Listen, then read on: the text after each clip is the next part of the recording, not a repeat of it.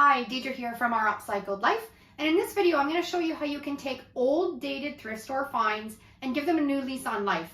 We're going to turn them into beautiful modern home decor without breaking the bank. So whether it's an outdated candle or a retro vase, I've got some amazing upcycling ideas that are going to leave you inspired and itching to hit the thrift store right away using simple and affordable techniques that anyone can do.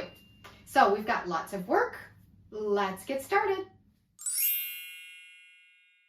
We're starting our first project by updating this old vase. It has a nice pattern, but I don't really care for the color, and the handle had been previously broken and fixed. So luckily I picked it up for $7.99 and it had an additional 50% off, so that was a really great deal. But we're going to add some texture to this using my homemade sand paint. If you have not painted with sand paint before, you need to give this a try.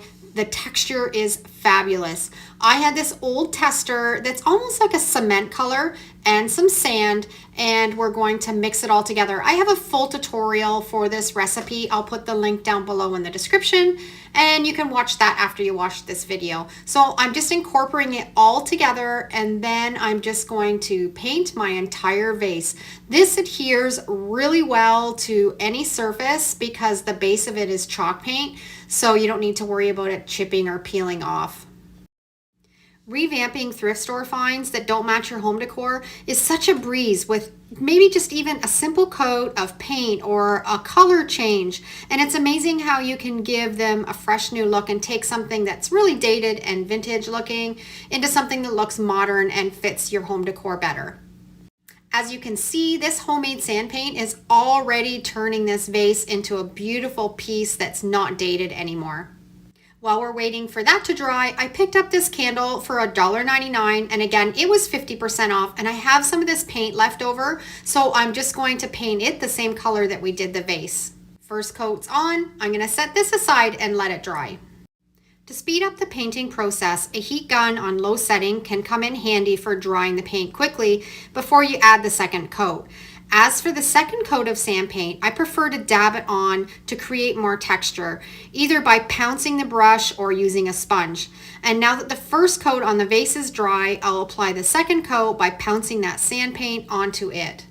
I stumbled upon the paint I used in this project in the Oops section at Home Depot. That's a great place to scout for affordable paint deals. It's always worth checking out. I sealed both of these projects with some spray polyacrylic sealer. And check out these transformations. They no longer look dated, and they have more of a modern look that blends perfectly with my home decor. And best of all, I was able to accomplish this on a budget. This one is a really special project. I found this vintage light fixture without a base, and I decided to turn it into a table lamp.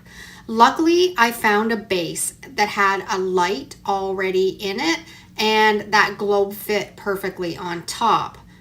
I just needed to find a way to make that light fixture sit on that base and not fall off and be a little bit permanent, but be able to still remove it if I needed to change the bulb.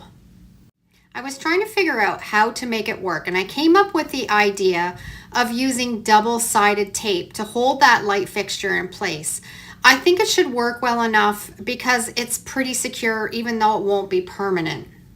I often come across these light fixtures at the thrift store, and I'm always drawn to them because I love to upcycle them.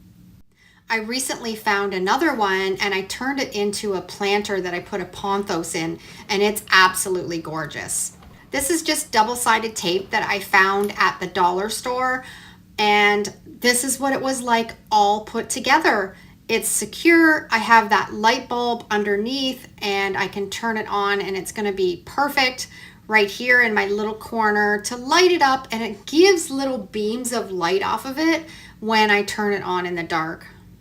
So I'm sure after you've watched this video and you go to the thrift store for your next trip, you're going to head right to the light fixtures and see if you can find something like this and recreate it. I'm guaranteed you'll look for something like that. I found this sprig of greenery also at the thrift store, but it had these cheap looking white flowers on it. Took them all off. It looked way better after they were done, but I still wanted to elevate it. So I got some of my white acrylic paint and I dry brushed the leaves, and it just kind of made them look more expensive and high end. I also found this handmade pottery vase that's just gorgeous, $3.49. So I added that sprig of greenery into it. That little bit of dusting of white acrylic paint on it made it look so it's not so faux, and it looked perfect on my little end table. I fell in love with this pot as soon as I saw it. Handmade pottery. I seem to be drawn to all of these pottery pieces at the thrift store lately, and I am going to make a macrame hanger for this pot. After measuring out how much of the twine I needed, this twine I actually bought at the dollar store too, I've put it all together to make 3 strands. Now the wooden rings, if you are in the thrift store, have a look on the wall where they have all the little bags put together, because I found a full bag of these wooden rings. I think there might have been 12 in the bag for like $3.99, and I have been making macrame hangers with these for quite a while.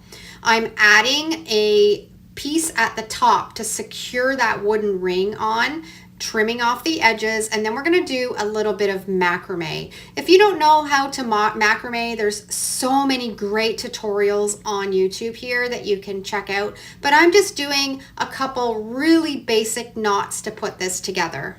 Shopping secondhand before buying new is such a smart choice for several reasons. First and foremost, it's a great way to find unique items that you won't see in everyone else's home. You can discover vintage clothing, one-of-a-kind pieces, and even high-end designer items at a fraction of the cost. And secondhand shopping is also an eco-friendly option, as it helps reduce the amount of waste that ends up in our landfills. By purchasing items that have already been produced, you're preventing new resources from being used and reducing the demand for new items. Additionally, many secondhand shops donate a portion of their profits to charitable causes, so you're supporting a good cause when you shop secondhand. Okay, I've got my hanger almost finished. I'm just going to tie it now through those 3 holes that were already made in that ceramic pot to secure it really well. And then after I have them all tied, I'm going to gather it at the bottom of the pot and make a tassel. Despite all of my DIY experience, there's one thing that I've never tried before, and that's making pottery. It's been on my bucket list for a while now, and I'm really looking forward in the near future to take a pottery class and finally create some beautiful homemade pottery pieces of my own. I'm thrilled to finally hang this in our log home and put a little plant inside. It looks beautiful hanging in the window, and it just adds a little bit of greenery and nature to our space. I hope you've enjoyed today's tutorial and I've given you some upcycling inspiration. Thanks for watching, have a great day, and we'll see you in the next video. And if you love this video, I'm sure you'll love this next one. Take care.